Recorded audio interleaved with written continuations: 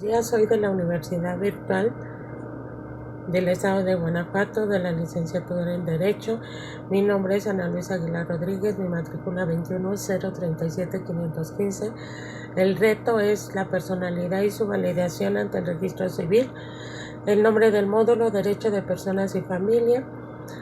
Mi asesor educativo, la licenciada Carelia Hernández Arteaga. La personalidad y sus atributos.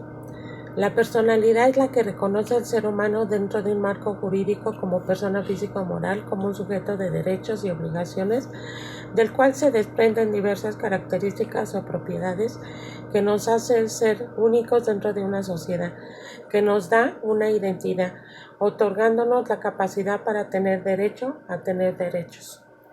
Sin dejar de mencionar que la personalidad jurídica y sus atributos es considerada un derecho humano, que es reconocido en el artículo 6 de la Declaración Universal de los Derechos Humanos, así como en el artículo 1 de nuestra Constitución. Al ser reconocida una persona como sujeto y titular de derechos y obligaciones, al reconocerle su personalidad jurídica, tenemos a una persona física y una persona moral con las siguientes características. Las personas físicas a quienes la ley les reconoce personalidad jurídica por el simple hecho de su naturaleza humana. Las personas morales que son entidades reconocidas como tales por la ley, en virtud de haber sido legalmente constituidas por una escritura y por sus estatutos.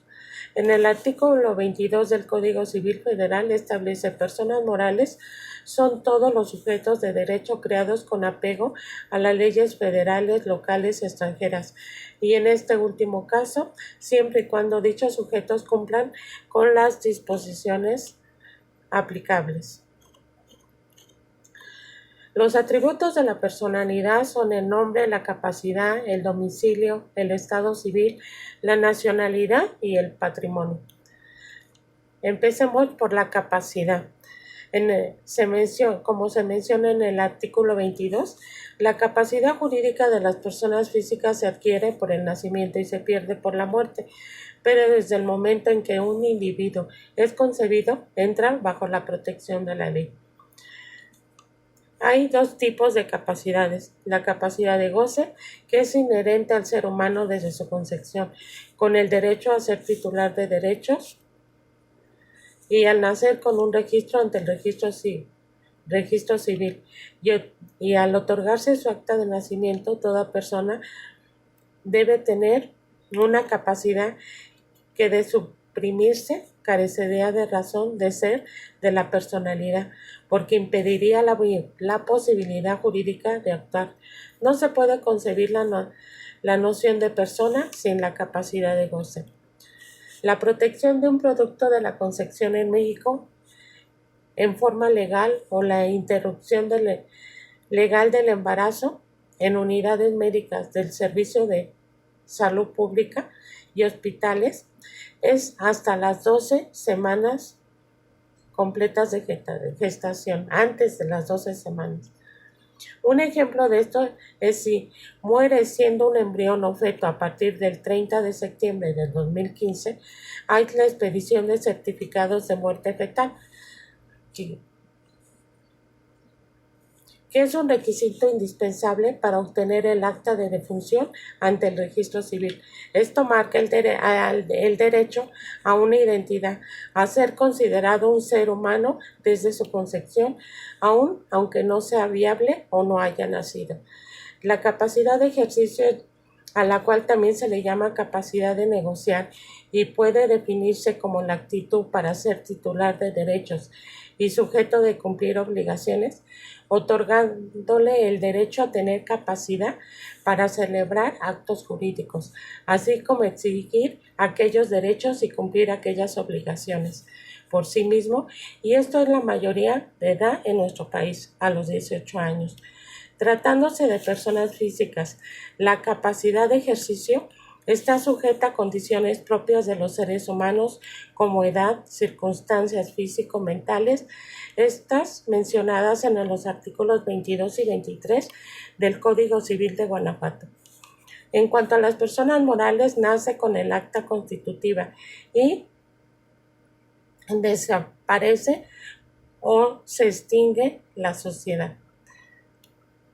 Es cuando desaparece la persona moral. Nombre. En personas físicas está formado por un nombre propio, los apellidos, primero el paterno y el materno, sin dejar de mencionar que a partir del 2021 la Suprema Corte de Justicia de la Nación dictaminó que los padres pueden elegir el orden de los apellidos de los hijos. Sin dejar de mencionar que es considerado un derecho humano, mencionado en el artículo 4 constitucional, ya que un ser humano sin nombre carece de algo elemental que lo identifica y le da identidad dentro de una sociedad. Referente al nombre de las personas morales tenemos las públicas y privadas. Las públicas son la nación, estado, municipios. Las privadas son sociedades mercantiles, conocida la distinción entre denominación y razón social, con la que suelen identificarse. El nombre de la persona física se asentará dando identidad e individualidad en el registro civil, en el acta de nacimiento, actas de divorcio, acta de matrimonio y actas de defunción.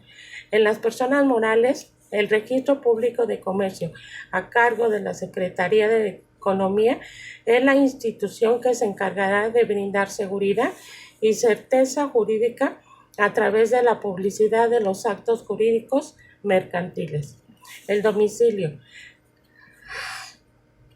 marcado en el artículo 29 del Código Civil Federal, en la legislación civil vigente, se reconocen tres tipos de domicilios. El domicilio social o habitual de una persona física o natural, que es elegido libremente de manera permanente, y esto se considera por más de 6 meses y tiene efectos jurídicos, por ejemplo, para tramitar la credencial de elector, ser una identificación oficial en nuestro trabajo y escuela. El domicilio legal, que es el que le atribuye la ley a una persona física, aun cuando de hecho no se encuentra ahí, mencionado en el artículo 32 del Código Civil de Guanajuato. Domicilio convencional, de acuerdo al artículo 35 del Código Civil del Estado de Guanajuato y artículo 34 del Código Civil Federal, es el que designa para el cumplimiento de determinadas obligaciones.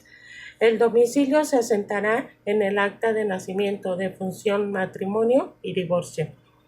El estado civil o de familia es un atributo exclusivo de las personas físicas que implica la situación que guarda un individuo dentro de su grupo familiar con respecto a las relaciones de matrimonio o parentesco.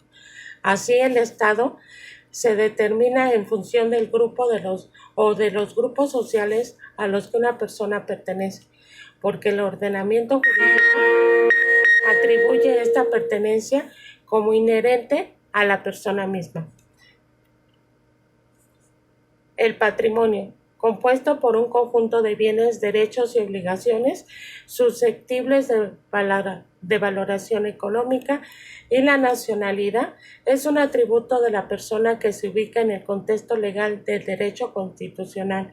Es el vínculo jurídico y político que une a una persona con el Estado o una nación.